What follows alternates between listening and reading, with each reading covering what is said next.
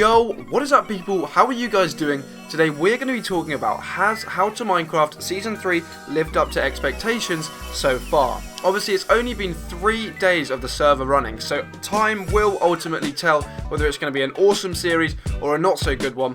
But in my opinion so far, I'm really gripped, I'm loving the series, and I'm really enjoying all the content from each of the different YouTubers.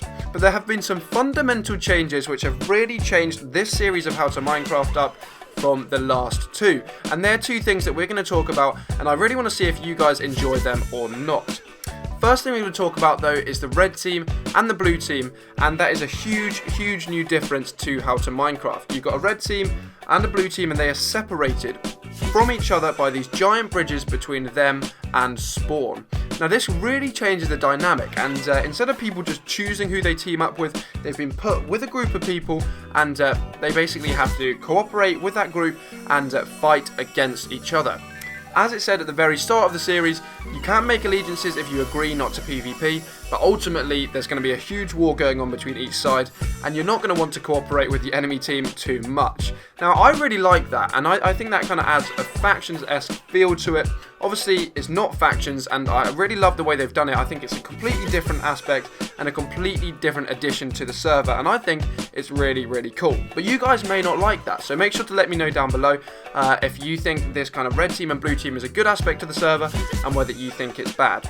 I think it's great because as we've seen in episode 2 already, there was a little battle between them, and the actual wars and the battles are starting, and it's a really cool thing. Instead of people just kind of randomly teaming up to fight against each other, this makes it hugely segregated and they can actually fight against each other, which is really cool. The only negativity of that is maybe people who would like to team up, people who would like to build together or do constructive things instead of fighting, may find it harder to do so just because they're kind of so far away from each other, and it's quite a big deal to kind of team up with someone on the enemy team just to work on a project. The second thing I want to talk about is are the teams balanced? In my opinion, I think the teams have been really well kind of set out and well put together. But there are a few aspects where you guys may think slightly differently and you guys may not enjoy so much. One of the things is the red team. Now you've got a really big combination of players in the red team. We've got Choco and we've got Pete. Now they were late additions to the first series of How to Minecraft, but they are both very overpowered players. They put a lot of time into stuff, and they usually play really well, really efficiently, and make sure to get their gear upgraded and done really nice and quick. So that is kind of almost an OP combo, a really great group of players together, but it's kind of questionable as to whether they should be on the same team. But also you got people like Lachlan, Landon, and loads of other awesome guys on the red team, so it kind of adds a new aspect, and I quite like it. I don't think Pete and Choco will be too much of a problem together, but we'll just have to see how that plays out.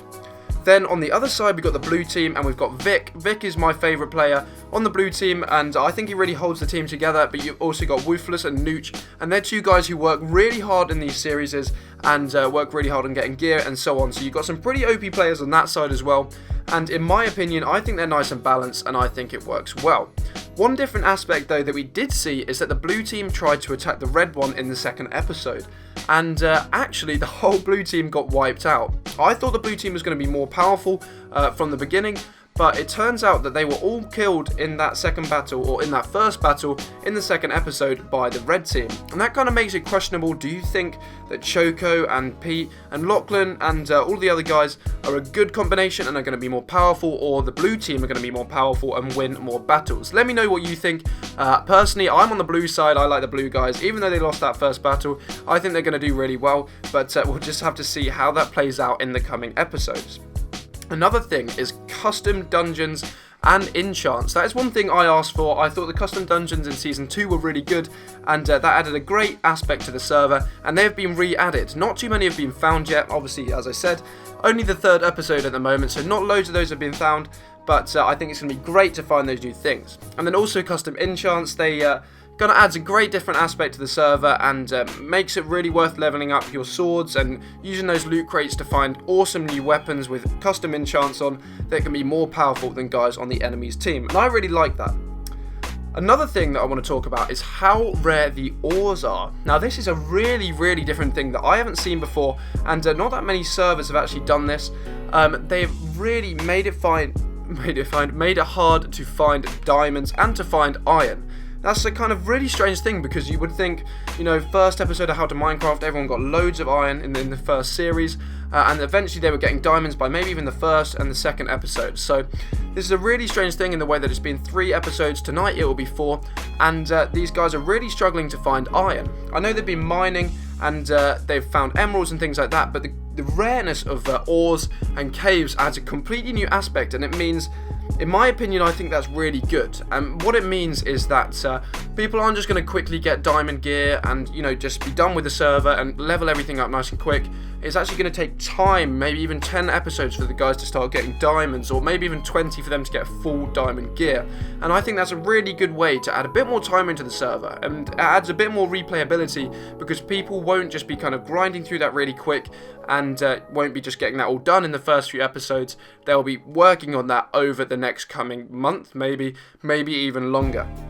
But that's a huge different thing. And also the mobs, how powerful the mobs are, means that a lot of deaths are occurring, and you see people already have picked up maybe 2 or 3 deaths, and it's getting pretty serious already. So I think that's really good. It makes it a bit harder and a bit more fun. Almost a UHC aspect, not quite though, obviously, but it makes it a little bit more serious, and it makes people really think about how they play before they pick up any stupid deaths.